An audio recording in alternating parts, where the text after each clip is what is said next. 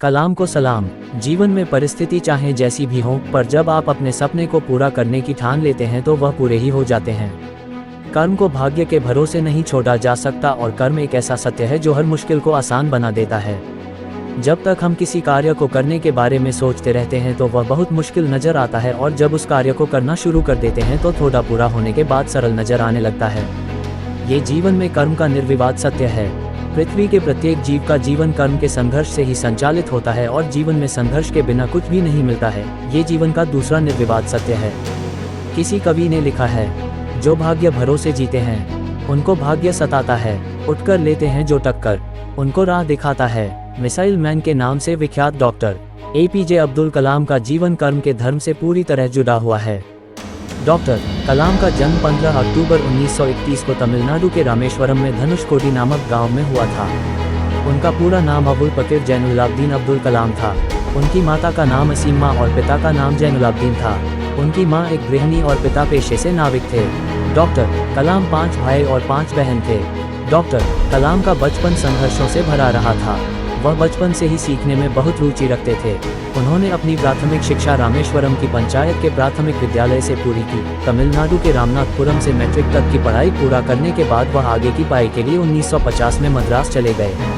उन्होंने Madras institute of technology से aerospace engineering की पढ़ाई पूरी की। डॉक्टर APJ अब्दुल कलाम अपनी पढ़ाई पूरी करने के बाद रक्षा अनुसंधान और विकास संगठन में एक वैज्ञानिक के रूप में शामिल हुए। उन्होंने वहां हावरक्राफ्ट परियोजना पर काम किया। इसके बाद वह वर्ष 1962 में भारतीय अंतरिक्ष अनुसंधान संगठन से जुड़ गए। अंतरिक्ष अनुसंधान संगठन में उन्हें परियोजना महानिदेशक के रूप में भारत का पहला स्वदेशी उपग्रह SLV तृतीय प्रक्षेपास्त्र बनाने का श्रेय हासिल किया। 1980 में इन्होंने रोहिणी उपग्रह को पृथ्वी की कक्षा के निकट स्थापित किया। इसरो लॉन्च व्हीकल प्रोग्राम को आगे बढ़ाने का श्रेय भी डॉक्टर कलाम को जाता है। कलाम ने स्वदेशी लक्ष्य भेदी नियंत्रित प्रक्षेपास्त्र को डिजाइन किया। जुलाई 1992 से दिसंबर 1999 तक रक्षा मंत्री के विज्ञान सलाहकार तथा सुरक्षा शोध और विकास विभाग के सचिव रहे। पोखरण में दूसरी बार परमाणु परीक्षण का श्रेय भी उन्हें जाता है। पोखरण में दूसरी बार परमाणु परीक्षण डॉ. अब्दुल कलाम की प्रतिभा और सोच का परिणाम थी। इस परमाणु परीक्षण से पूरा विश्व दंग रह गया था। पूरे विश्व की सूचना तकनीकी और खुफिया विभाग कलाम की प्रतिभा के आगे नतमस्तक हो गई थी। विश्व की किसी भी एजेंसी को इस परीक्षण की कानो कान खबर नहीं हुई थी। कलाम ने भारत के विकास स्तर को 2020 तक विज्ञान के क्षेत्र में अत्याधुनिक करने के लिए एक विशिष्ट सोच प्रदान की।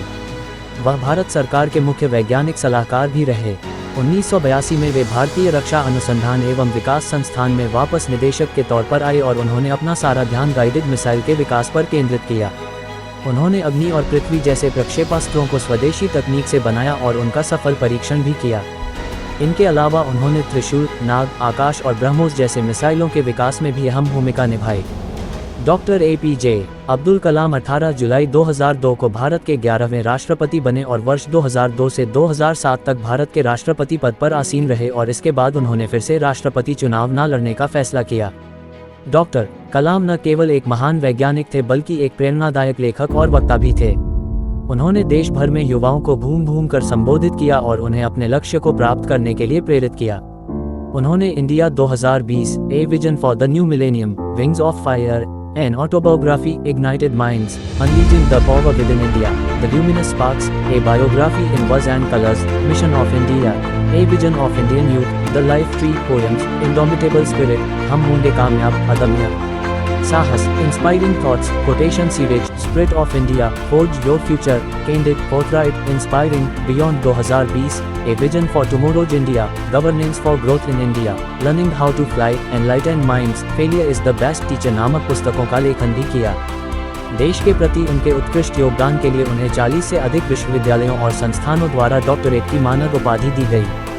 उनके 79वें जन्मदिन को संयुक्त राष्ट्र द्वारा विश्व विद्यार्थी दिवस के रूप में मनाया गया। उन्हें भारत सरकार द्वारा 1981 में पद्म भूषण, 1990 में पद्म विभूषण और 1997 में देश के सर्वोच्च नागरिक सम्मान भारत रत्न से सम्मानित किया गया। 27 जुलाई 2015 को 84 वर्ष की अवस्था में शिलांग में एक कार्यक्रम के दौरान दिल का दौरा पड़ने से उनका निधन हो गया। जहां आज देश के संवैधानिक तथा अन्य पदों पर बैठे लोगों का जीवन चकाचौंध और दिखावे से भरा हुआ है, वहीं डॉक्टर APJ अब्दुल कलाम का जीवन सादगी से भरा था। उनके पास संपत्ति के नाम पर कोई भी संपत्ति नहीं थी। उनके पास जो चीजें थी उसमें 2500 किताबें, एक कलाई घड़ी, 6 शर्ट, 4 पायजामा, 3 सूट और मोजे की कुछ जोड़ियां थी। रक्षा के क्षेत्र में उनके योगदान के कारण आज देश उस मुकाम पर खड़ा है जहां पूरा विश्व हमारे देश की ओर देखता हुआ नजर आता है, और यह उपलब्धि डॉ. कलाम की वैज्ञानिक सोच का परिणाम है। ऐसी उत्कृष्ट सोच और युवाओं को प्रेरित करने वाले कार्यों और देश के प्रति उनके नजरिए के कारण उनका नाम देश के इतिहास में हमेशा स्वर्ण अक्षरों में अंकित रहेगा।